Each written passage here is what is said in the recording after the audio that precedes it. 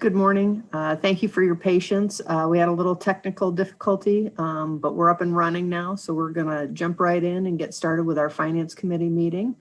To start us off today, item 1.01, Presence Learning Teletherapy Platform. I believe we have Dr. Stacy Mathis on the call with us today. Good morning. Yes, we have submitted for the purchase of the Presence Learning Teletherapy Platform. It is a company that provides their own teletherapy therapists within the platform, but also allows for us to train our own staff to be able to deliver with their platform. We did take this through the RFP process, and this was most definitely the best fit for the district. It does allow for some of our early childhood teachers, our occupational therapists, our OT assistants, physical therapists, educational therapists, our speech and language pathologists, as well as some special program teachers to have a means to be more interactive with our students who are in a virtual learning environment. We did learn in the spring that where a Google Meets format is helpful for being able to interact back and forth in two-way communication for some of our students who need a little bit more in-depth interaction, and or students who are nonverbal. It allows for them to present a screen without blind presentation and do an activity with students in a virtual format. So we definitely had a team of professionals come together to review the information, and this was the best fit for the district. The higher level of cost is the training itself, where we are training per user. And then as they use it, it's $100 per month per user. So if they don't log in that month, there is no charge that month. It's just for those who are doing the virtual services for as long as that happens. It is a one-time training, and so it wouldn't be something that would be an ongoing cost. It would just be as we add additional users, which would be new staff. We don't know how long the virtual learning environment will need to take place, but we do know that this is also something that could continue to be used if we have students who have to go on homebound, for example. This is a way for them to continue to connect with some of the instruction and therapies that they may qualify for with an IEP. Thank you, Dr. Mathis. Board Member Campbell, Board Member Hedrick, any questions? No, thank you. Okay. Dr. Mathis, do you want to take it to stepping stones? Sure. We had posted a position for an orientation and mobility specialist, and unfortunately, they are a little bit hard to come by. So we were not able to hire someone to fill that position when the person who was in that position left the district at the end of last school year. So I was contacted by Children's Center for the Visually Impaired, and also tried to contact some other contract agencies to see if they offered O&M services. Not everyone does. And there was a definite difference between the hourly fee with Stepping Stones Group and CCVI. Stepping Stones Group does have someone in this area that is an orientation and mobility specialist and has worked with some surrounding districts. And so we interviewed that individual and proposed that Stepping Stones is the group that we go with to provide these services. They do have that hourly cost of $59 per hour. We currently have IEP student needs that equate to approximately 2 days a week. in a part-time format, if you will. And as we would need them for IEP meetings or conducting evaluations or observations, we would just be able to increase those hours per week outside of the services, and there's not a change in the hourly fee. So we would just be able to increase those services as we need them for students. But right now, that is our current level of need. And they are committed to do that and grow if we need them to.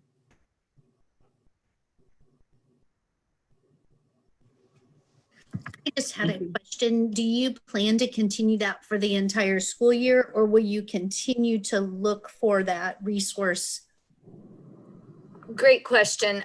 Stepping Stones does ask for us to commit for the year. And so we will continue to plan for posting and recruit and hire for that position, hopefully for the 21-22 school year. We've been in contact with some universities even to try to figure out how we can get that connection earlier, because they are kind of hard to come by. Thank you, Dr. Mathis.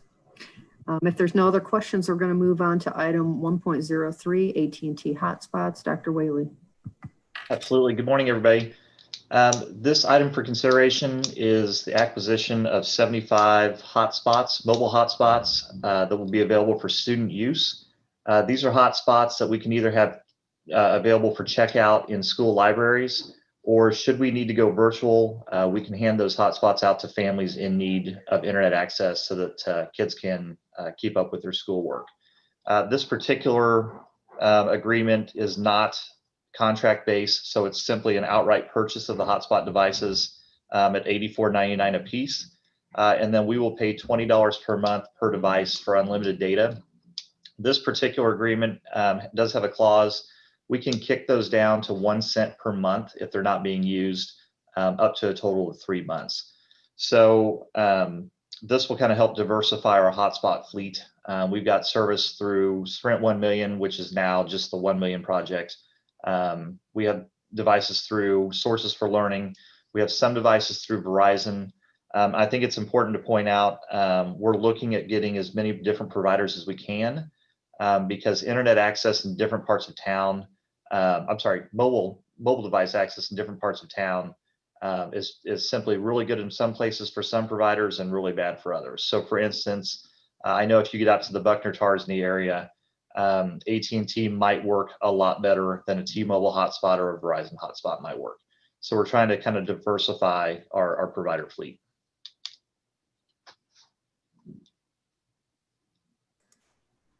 I appreciate Dr. Whaley, you going into that detail, because I do know that was an ask from the board questions. One of the other board members had asked about why we would use different vendors and the pricing was different. So I think that's really important. Thanks for highlighting that.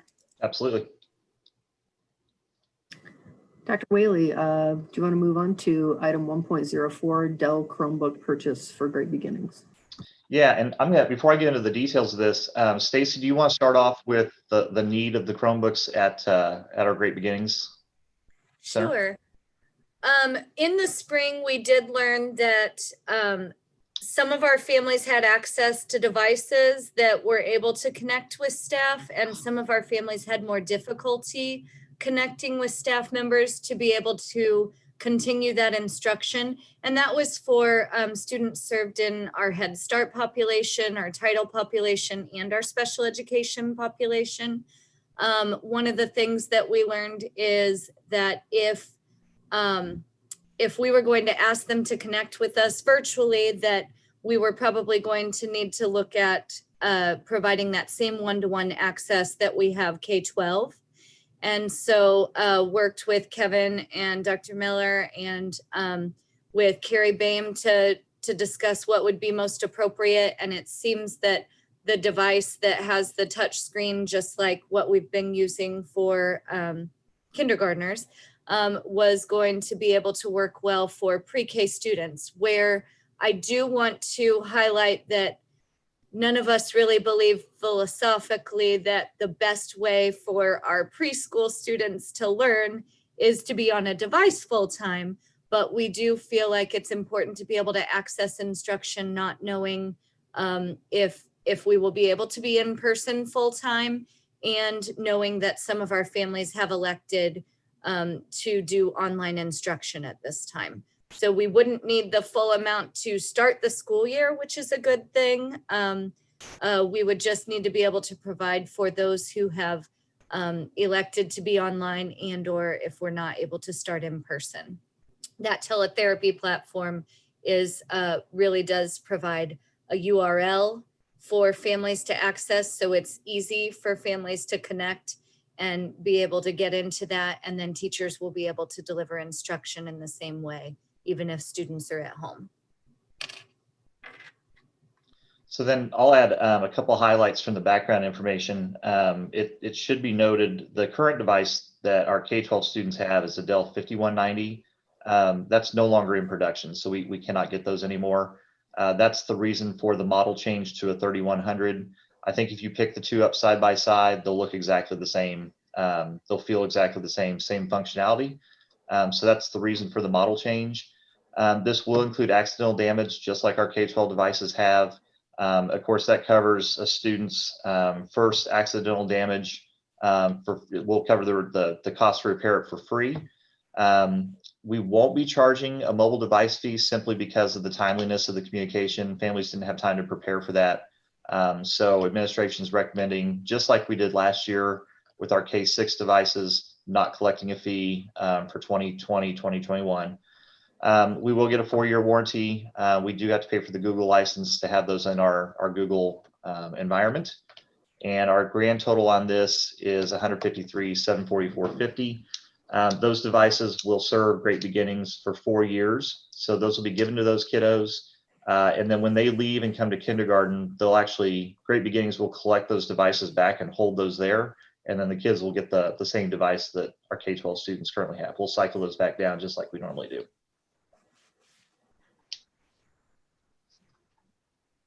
Thank you, Dr. Whaley. Any other questions? Yeah, I just have a quick question, and I can't see the bottom of this agenda item because it may answer my question.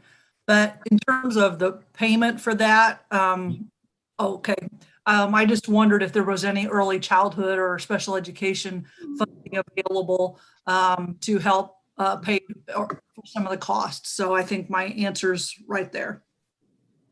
Yeah, because we would be providing for all, it's not reimbursable through early childhood special education funds. Okay. If we had to do a different device for a student, like maybe they needed an iPad instead of a Chromebook, that would be reimbursable. But since we're doing Chromebooks for all, that isn't ECSE eligible. But MARC funding has recently been made available for Head Start students. And so that is something that we're going to be able to access to help to pay some of these fees. Thank you. You're welcome. I think just like we talked about with the hotspots, this is important because regardless of which plan in COVID we have to go with, we need to make sure that our students have what they need and our families have what they need. And so this clearly covers that. So thanks. I really appreciate walking through that. You're welcome. Board Member Campbell, this will give us the flexibility to be prepared. Right. Mm-hmm. Okay, we're going to move on to item 1.05, Select Classroom Ready Collections. And I don't believe Laura Maxwell's on the call, so I'm going to ask Dr. Kephart just to step in on the next two items. Yes, happy to. So the next two items are really based on the need that we have for online and supporting additional online collections. So it's a change in the support that we have provided through Safari Montage in the past. This, the first one in looking at the InfoBase Learn 360 and the Follett collections, both of them. Follett we have used for many years. And the Follett Ready collections give us additional resources that our teachers can use in both science, social studies, and English language arts. So it does create a different library of use for teachers especially in an online and virtual environment.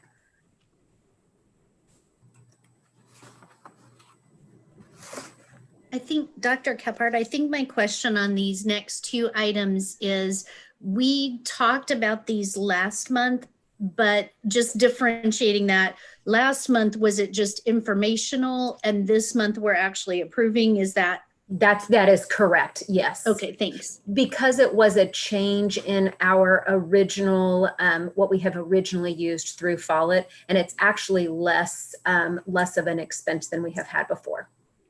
Okay, thank you. I just thought of a question as you were talking, and probably applies to the next item as well, but I'm just curious on, like, for this one example, can we get information on the back end of that would indicate how often or how much these resources are being accessed and utilized? I don't know the answer to that. I will ask Laura that. Kevin Whaley, do you happen to know the answer on the back end of both Follett or the Learn 360? I apologize, I missed that question. What was the? For both Follett and the InfoBase Learn 360 that Laura has been adding for additional resources for online, do we have back end user information? Can we tell how many times teachers have been in or have uploaded information? I do not know the answer to that. Okay. But we could find out. I will be able to answer that for you. Okay, I'm sorry I didn't think of that sooner, but as you were just talking, I was thinking, well, I'm wondering if we can, have that, because I think that would be good information for a number of reasons. But anyway. Well, and sometimes it's the number of uploads, sometimes it's the number of logins. It's different for every single product that we use. So I will find out from both of these. They may be the same, they may be different, but I will certainly find that out. Thank you so much. You're welcome. Okay, if there's no other questions on 1.05 or 1.06, we're going to move ahead to 1.07, McGraw-Hill Business Law Textbook, and I believe Dr. Flack is on the call. Yes, I'm here. The business law textbooks that we're currently using are about 17 years old. So you can imagine that those textbooks are not holding up well after 17 years and don't have items that have been updated, such as employment law, cyber law. So this is a request to purchase textbooks at each of the high school classroom sets, as well as a 1-year access for online use of that textbook.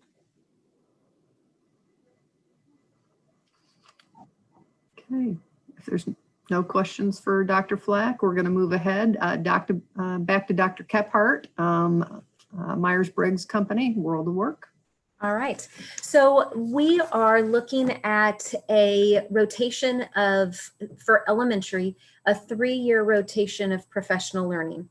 And that 3-year rotation focuses on SEL curriculum for caring school communities, Greg Tang work for mathematical conceptual understanding for mathematical practices, ELA in looking at being a writer, and then also innovation aligned with real world learning for World of Work. So out of each elementary in a 3-year time span, we'll go through professional learning in all 4 of those areas. Specifically, what's going forth this month is that contract with World of Work for 5 of our elementary schools. World of Work is out of Calhoun Valley. We were actually going to go visit it before we were unable to travel. But World of Work very much focuses on our goals with Diploma Plus in that exploration for elementary, and looking at what are my interest inventories, what are my passions as a younger student.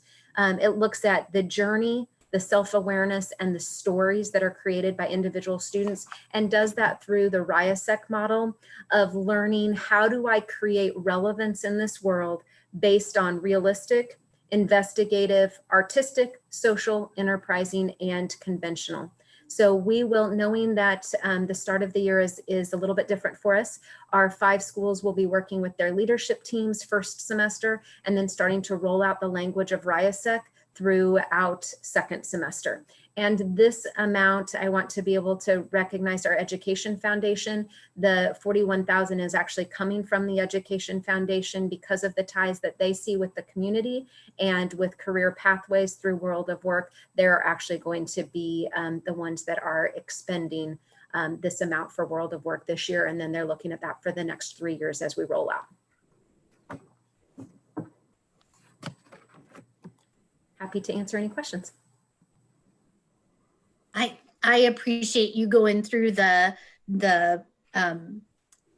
model that's going to go in each of the elementary schools so that we clearly see that these 5 will start with that World of Work, but then it will rotate through the other elementary schools. This is just awesome to start with the real world learning and the Kaufman work to get in the elementary school. So I'm excited to see this, and thanks for clarifying how that'll rotate through and the different topics that'll be rotating through the elementary schools. On the cost, you had mentioned that the cost will decrease as we roll it out to the other elementaries. Can you just share a little bit about that?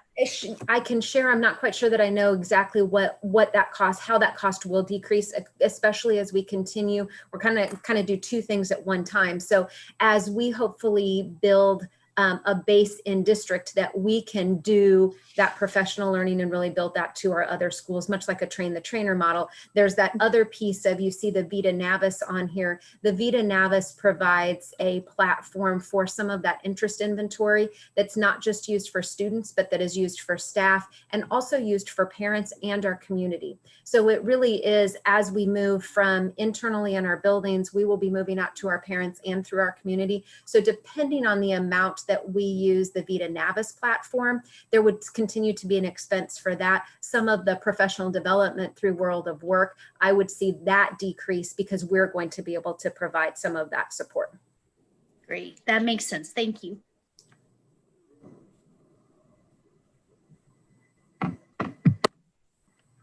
Okay, if there's no other questions, we're going to move on to item 1.09, reading A to Z RAS plus for English language learners. It's the addition.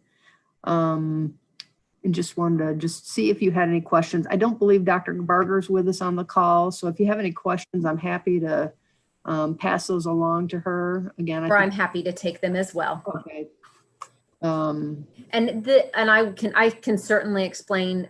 Reading A to Z is a support that we provide for our English language learners. It's very similar to an online library of reading materials at specific reading levels and supports our ELL students wherever they are on their journey of English acquisition. And this does come out of our Title III budget for ELL services. Okay.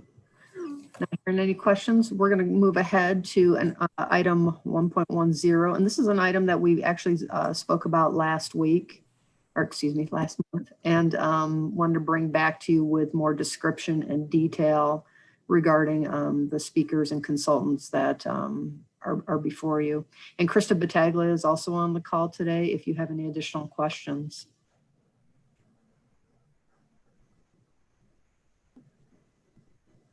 Okay. My only assumption is that what was attached meets the requirement of the board having approved the contracts. I think that was the goal from the last month to address that question. So I just assumed that. So is that the correct assumption? Yes, I believe so. And Krista, I know we've had some conversation with Joe Hatley. Is that what your understanding is as well? Yes, yes, it is. I appreciate that follow-up from that information from last month. Thank you. We will move ahead. And with us today on item 1.11 is Sarah McMillan to update you on the Section 125 plan. Good morning, everybody. The district's current contract for our administrative services for the Section 125 plan and then health reimbursement arrangements expires at the end of this calendar year. Surancy is the district's current provider for those third-party services. The Section 125 plan, for those of you that may not know what those accounts are, it consists of a medical account, a limited account, or a dependent care account.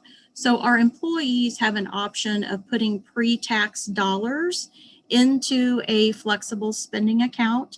And then those funds have to be used for specific IRS eligible expenses, medical, dental, vision, and daycare expenses. So Surancy administers all of those claims, payment of those claims for the district.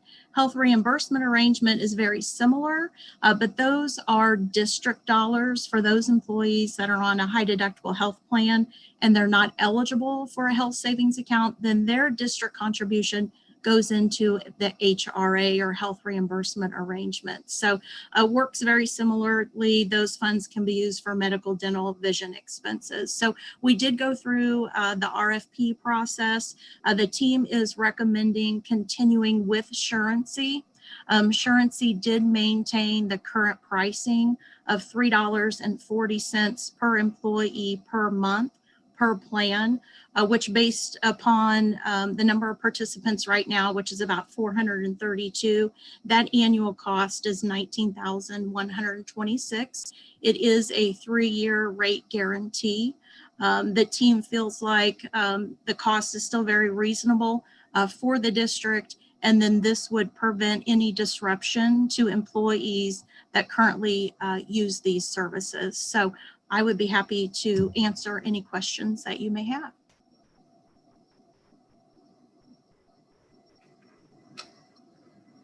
Thank you, Sarah. Appreciate it. Okay, back to Dr. Whaley for item 1.12, T-Mobile Hotspots. Okay, very similar to item 1.03. This is just another proposal to add 75 hotspots from yet a different provider. So this will be through T-Mobile. This particular agreement, they are giving us 70 hotspots free of charge. They are not charging us for each hotspot. However, they don't at this time have a clause that we can restore or buy down the monthly service if they're not being active. So this would be, as of today, we would pay $20 a month per device for 12 months. Our T-Mobile representative that gave us this quote said they are looking at coming up with some sort of 1 cent per month or similar pricing structure for devices that aren't being used, but that has not been approved by them at this time. So the proposal going forward is as written for $20 per month per device for unlimited data.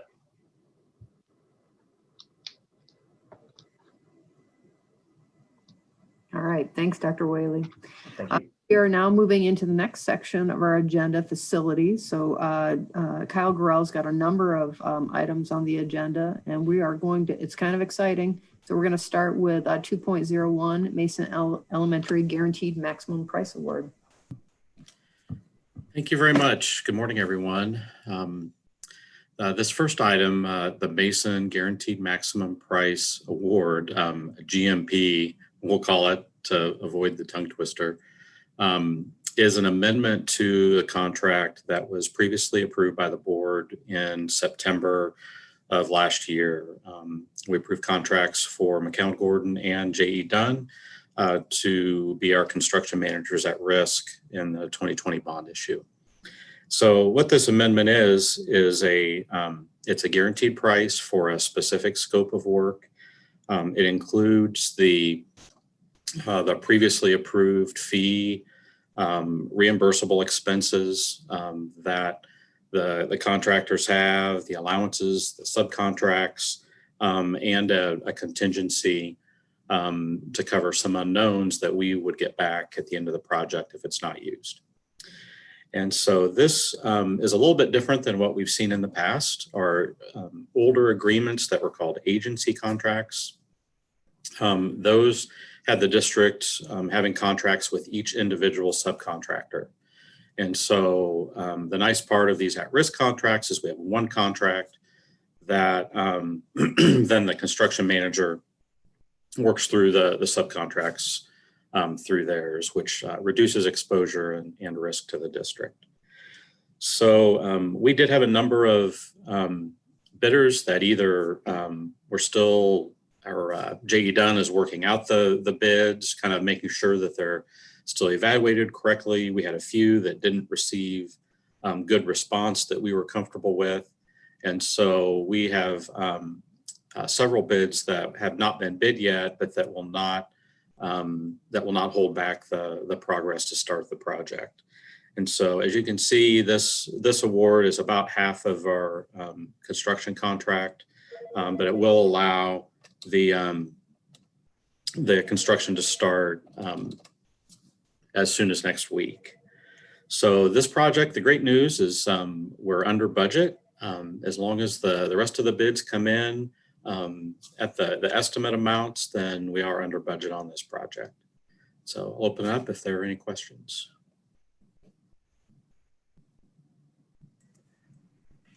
Okay, great. Sorry, this is Kathy. We had talked like last month and the month before about a view of the overall construction budget. Mm-hmm. Have we made some progress so that as a board member, I have that overall view of here's the bond budget, here's the updated budget. Like you mentioned, we're likely going to be under budget, which is awesome. And then any change orders across time so that I can just look at a spreadsheet or whatever format you want to put it in, but have that overall visibility around accountability for the dollars that are going in or going out or that we're approving with these items. How are we progressing with that ask? Yes, contracts are approved. We will be adding those to the spreadsheet that was previously shared, and just keep that as a running total for the board so you guys can see what's approved, what's been spent, and what's remaining. And so yes, we'll be updating and providing further information as contracts are approved on each one of the projects. Okay. Where's that spreadsheet at? Where is it stored? I included PDF versions of it in the Finance Committee agenda. I've lost my months. It was either last month or the month before. Last month. Mm-hmm. It was last month. Okay. Yeah. And it broke down each category of expenses for each project. Okay. All of the soft cost categories versus the construction categories. And so we'll track each line item of the project independently. I'll go back and grab that. Thank you.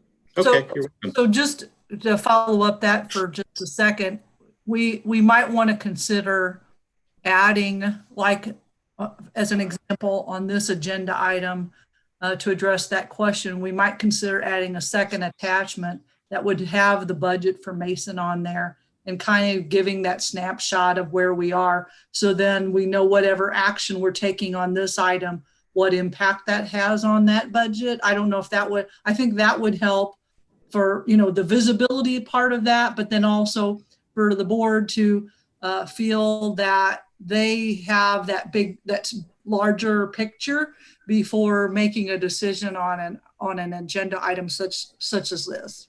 I mean, that's just that's just a second suggestion. You guys can talk about that, but I think that would be helpful. Okay. Yeah, that's great feedback. Thank you.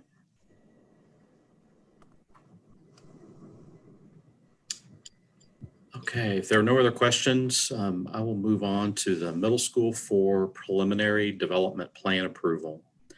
And just a quick explanation of the planning approval process. A preliminary development plan is developed by our design team that establishes the nature, the design, the materials, and just general characteristics of the middle school project. And that goes through a public process to gain feedback and get comments from the public through the Planning Commission. And so we like that process because it allows our neighbors and the people who live close by to give us feedback on the project so that we can work to be the best neighbors we can as we develop our schools. And so we did get planning approval of this project on July 23rd. And so typically for a developer in the city, those preliminary development plans would then go to the city council for final approval. And as a publicly elected board, and frankly, just with great partnership with the city, they're very open to letting us go through the appropriate, legal background to have our school board approve the preliminary development plan, since our board has the ultimate, fiduciary responsibility for the project and to be able to make the decisions on the project. So, as an example, if there was a proposal or somebody wanted us to make a change to the project that could have a significant cost impact, then the school board would then be able to be the ones to make that decision, not city council.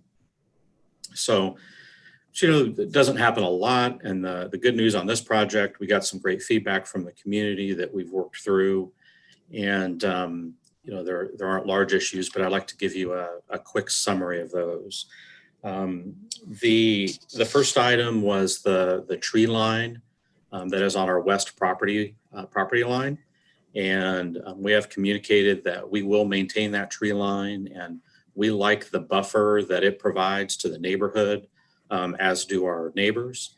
We will go through the effort of cleaning it up, being basically a hedgerow for all of time. It does need some cleaning up. There are a few dead trees and a lot of brush, and so we'll clean it up, but maintain that as a buffer to the neighborhood. The next concern that was brought up by a couple of people was related to traffic and street connections. And the district did go through an extensive traffic study through our engineering team. And that evaluates all of the additional traffic flow on neighboring roads and on the site, and makes recommendation on what improvements need to be made. And so we will be working with the city to make all the appropriate improvements for turn lanes and signals and what needs to be done for safe traffic flow around the site. The connection of the streets to the neighborhood to the west was another concern. The city was in favor of the connection of there's 3 streets. The one furthest to the north was one that needed to be connected. The street in the middle is one that we are going to abandon. There's the opportunity there where we have one driveway that connects to it that we can reroute, and we can basically just take that street out, not have a connection to our property, and turn that land back over to the neighbors, which we'll work through that with them. And then the street on the south side of the property, that in the city's long-range master plan was designated as a through street. So that needs to be a public road that we will build and establish the right-of-way for the city to have that street eventually connect through to the next neighborhood if it were ever to be developed. So the final item that was brought up was runoff with the stream that is on our east property line. And the city does have a stream barrier, a boundary that we maintained. It did narrow our site some. We are keeping our our developments at a safe different distance from the stream. But in addition, our engineering team has performed a stormwater management plan and evaluation to ensure that our stormwater runoff meets all the local, state, and federal guidelines. So that's the general summary of this. You'll see attached, we won't go through all of them, take way too long. There is a presentation that was given to Planning Commission that shows the general images of the building that you've seen before, along with the materials. the site plan, and the layout and configuration of the site. And so this will be presented to the board for final approval tomorrow night. Are there any questions that I can answer related to this? My only question, Kyle, would be that on the individuals who expressed concern, and you gave a good summary of that and a good follow-up. Has communication gone back to those individuals, basically expressing the information you just provided to us? I plan on having a personal phone call just to connect, to make sure that they did get the communication. There was in the staff report from the city does document the calls they get from the public and then gives a generalized response. But sometimes those responses, in black and white don't give the correct message, because as I said earlier, our intent really is to be a good neighbor to our Right. To the people that we build our schools next to. So I'll reach out to them personally. I have had email conversation with one of the people already, and we'll make sure we take care of that. Okay, I appreciate that. Thank you. Mm-hmm.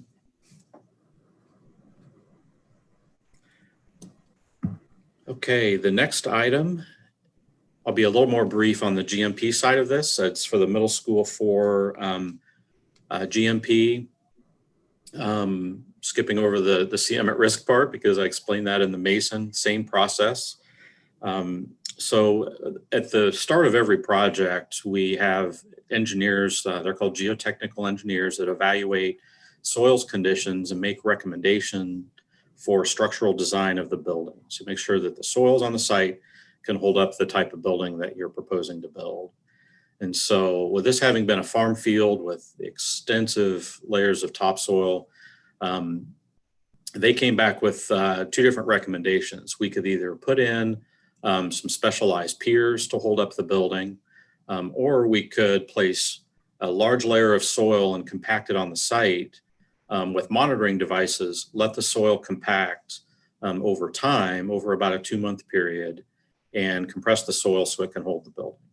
And so McCown Gordon did a great job evaluating those 2 options, and the most cost-effective method was what we're proposing here, is surcharging soil on the site and monitoring compaction. And so this early bid package for the middle school just contains the earthwork so that we can get that work done starting next week, in advance of the timeline that's needed for the rest of the structural construction. And so that's the quick answer there. I will add, because we just talked about stormwater, this package also includes stormwater management, because we will be disturbing a large area of the site. We'll have to have stormwater management methods in place before that happens. I should add too, this, and again, McCown Gordon was being conservative with their estimates, because we may have had to do the piers, but this package came in significantly under budget, under their estimate that we've budgeted, and we're excited to go into the bidding of the rest of the project, knowing that we're significantly under budget. Are there any questions on that item?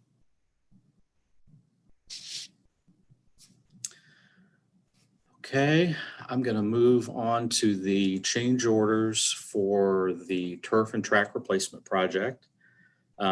Just first of all, if you hadn't had the opportunity to go out and see the improvements, this really looks awesome. The turf looks amazing. The tracks, that really provided a great and much needed upgrade to our stadiums, that our coaches, administration, and public have just a lot of great comments, positive comments about the projects. So a quick explanation of the change orders. Our project initially included milling off or removing 2 inches of asphalt from all of our tracks. The reason that was important is because the track surfaces that we use, they're typically used in public schools, they're permeable. They allow water to go through them. And so it's very important to have a good grade on your asphalt so that the water can run off any ponding water underneath the track surface causes breakdown and reduces its life. So we were going to remove the asphalt off and then replace it, make sure it's all dead flat. So we found a couple of problems when the asphalt was removed. There were some subgrade issues at Lee Summit North that had to be fixed. And at Lee Summit West, we had our geotech engineers again evaluate the soils that we found, and the entire subbase was saturated with water and would not be stable enough to hold the new asphalt. And it does explain some of the ongoing issues we've had since the school was built, with issues on the track on that site. So we wanted to do it right. We don't want to invest the money in a track surface and and continue with problems. So we reincorporated the asphalt, created a new base, dried it out, and made sure the project was done right. So that was the first asphalt part of the change order. Then when they put the new asphalt, as I said, level and graded it out with a laser, we found that the asphalt itself or the tracks themselves were not necessarily flat with the world. And so, one side of the track, especially at, Lee Summit High, was, 8 to 10, maybe even 12 inches higher than the other side of the end of the track. And so that created some additional, we had to adjust the nailer boards. They had to bring in additional rock, level out the surfaces before they installed the new track. So we had unit pricing. We knew we had some of these problems going into it. We had some unit pricing designed into our bids and some budget planned to take care of these problems. And so we've just applied unit pricing for the rock and the nailer boards to meet those costs. And so with these change orders included, we are still on the budget that was proposed in the bond issue for these. Our original bid did come in under budget. And so overall, we're happy with the not only the end product, but the fact that we've come in on budget. So are there any other questions on that item?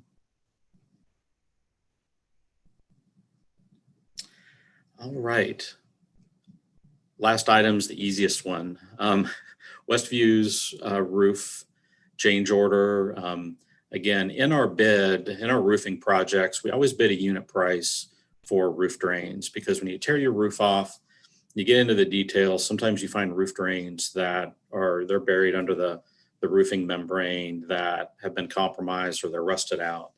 And so we had a unit price for roof drain repairs, and this change order is for replacing 3 roof drains at Westview.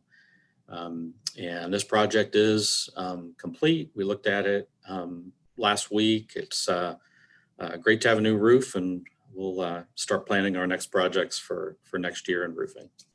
Are there any questions on that item?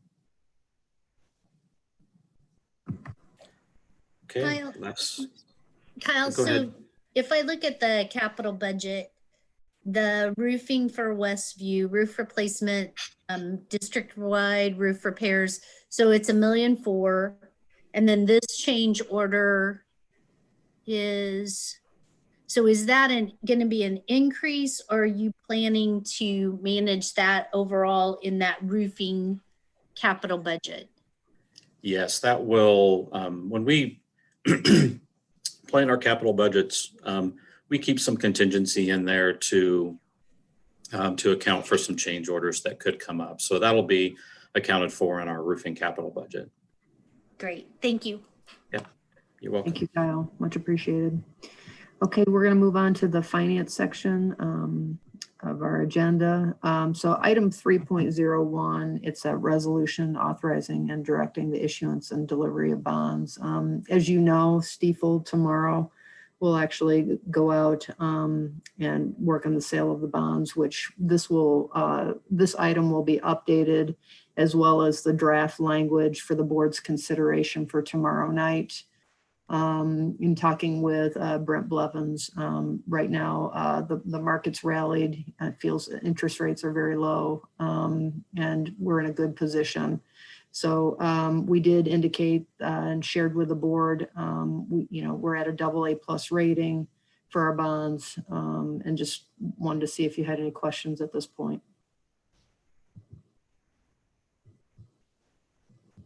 Okay. All right. Moving on to item 3.02. Would like to introduce you to Steve Williams, our new CFO, and Sharon Smith, our accounting manager, who will be joining us for the next two items. Morning. Good morning. Okay. So go ahead, Sharon. Okay, on the first one, the transfer of funds, this month we do not have a transfer of funds to approve. Typically in July, August, our revenues outweigh our expenses in the teacher fund. So this month we do not have a transfer of funds to approve. Is there any questions on that? No. Okay. On the revenue and expense report, we've spoken the last few months just regarding our revenues and how our revenues have been down this year, a lot of it due to COVID and the cuts in the state funding.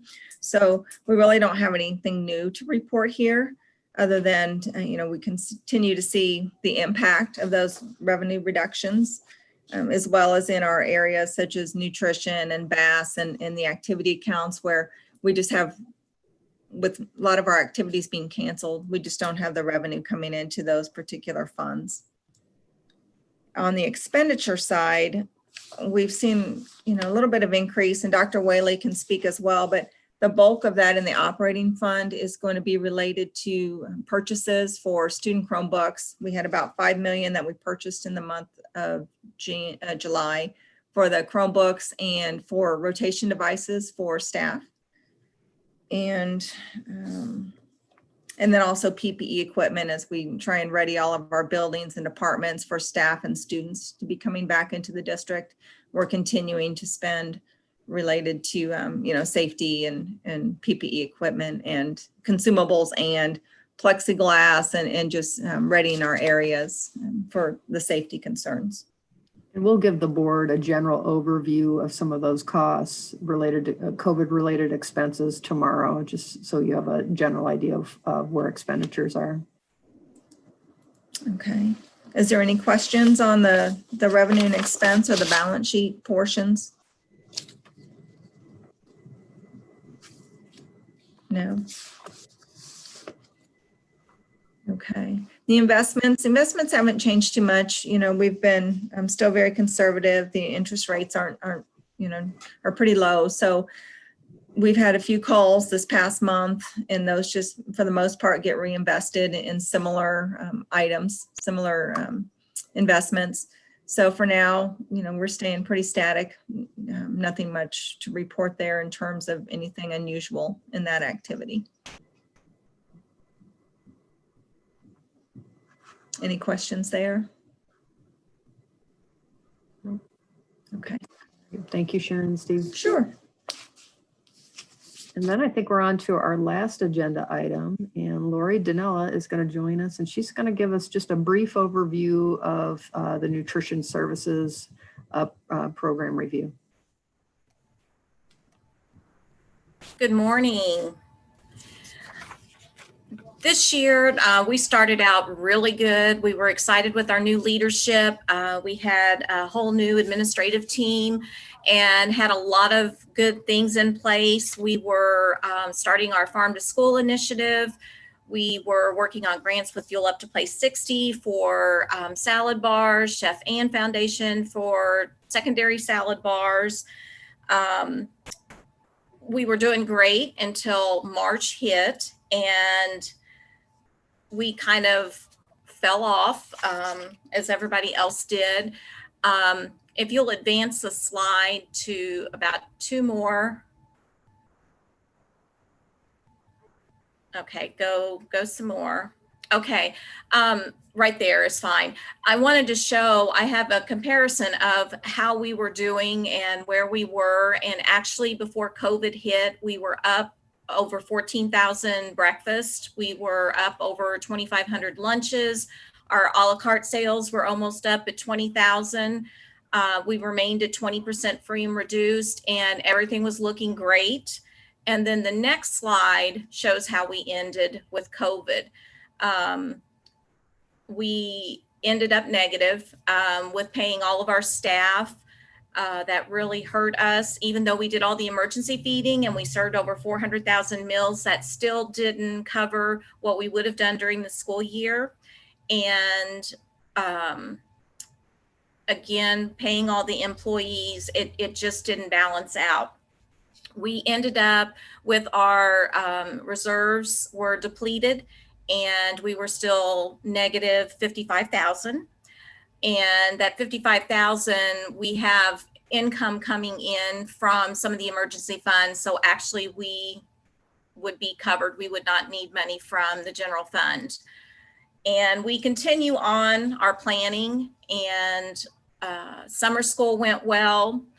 We would like to see a few more sites that we could do open feeding next year. Westview and Lee Summit Elementary isn't utilized, but all in all, we're going to continue on. We're going to continue serving emergency feeding in one way or another for our hybrid or virtual students. What that may look like, we still don't know, but our staff is behind us.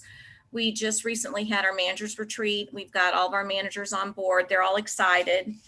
And, you know, basically in closing, our initiatives all went really well. We received a lot of grants. Our cooking club we began, and that was really, really exciting. We had waiting lists at all of our buildings, and we had parents email and talk to us about how that's a lost art and how they really enjoyed that. Unfortunately, we won't be able to start with the cooking clubs and nutrition councils and all of that this year, but we're going to follow through when we can. I have pictures at the end. We are really good about showing pictures. Our students are involved, our staff is involved, and we are here for the kids, and we're going to do whatever it takes to get them fed. So do you have any questions? I'll go over a lot more Thursday evening, but that's just a real quick overview. I did have a question, and I apologize. I had to step away for just a couple of minutes. So if you spoke to this, then say, Kathy, we spoke to that.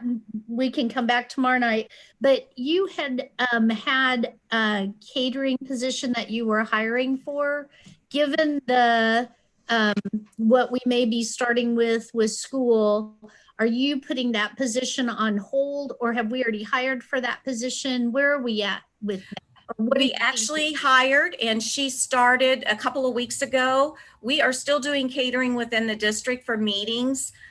We want to grab that income versus going outside, and we will continue to grow that program. And I think even if we go virtual or we have the hybrid model, there's still going to be a need for that, and we can utilize her in emergency feeding and helping with curbside.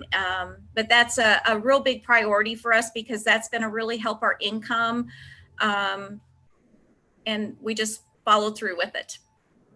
Thank you. And Lori, I had one other question. So reading the information about the waivers that we've had in the past, how in the summer we were able, how in the spring and through the summer we were able to feed everyone. So family members, that kids that weren't in school yet. And I know that you mentioned, given some of the waivers, that we may not be able to do that this fall, that we will only probably be able to feed our students. What kind of partnerships do we have as a school district with like Coldwater or with some of the churches here in town that we can reach out and say, here's what we were able to do in the past, here's what we can't do any longer. Community, can you fill this gap?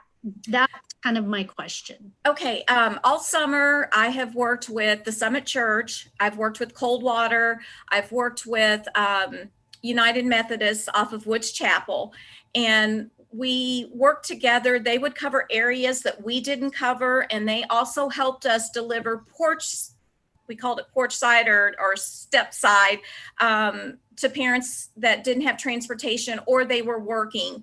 And we will continue that partnership. We stay in contact constantly. When I would start our feeding program again, I would let them know where my locations were, and they kind of fill the gap. And Monica from Coldwater just reached out the other day because they're still wanting to do the back snack program. And we're going to all work together to ensure that we don't miss anybody. So, and there's other churches that have volunteered also. And if we need to take them up on that, we will. Great. Thank you. I just didn't have that awareness, so I appreciate you walking through that. Thank you. Any other questions? Those are great questions. And, Lori and her team, they really stepped up throughout spring and summer, transportation as well. So just thank you for all your work. And again, being proactive on how we head into the fall. So if there's no other questions for this morning, I think this will conclude Finance Committee. All right. Thank you, everyone. Thank you. Thank you. Have a good day. You too.